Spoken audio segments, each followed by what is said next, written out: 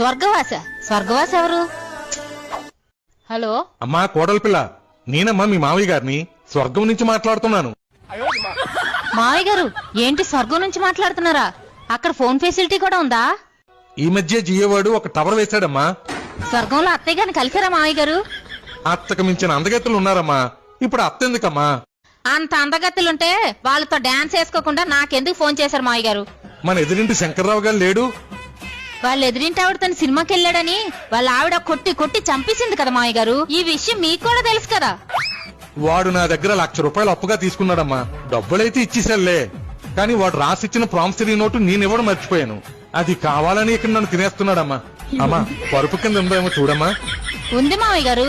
కొంపతీసి ఆ నోటు మీకు ఇవ్వడానికి నన్ను గాని మీ అబ్బాయిని గాని చచ్చిపోమంటారా ఏంటి? మన వెనకింటి దివాకరం కొన ఊపిరితో కొట్టుమిట్టాడుతున్నాడమ్మా. తులసి నీళ్ళు కూడా పోసేస్తున్నారులే.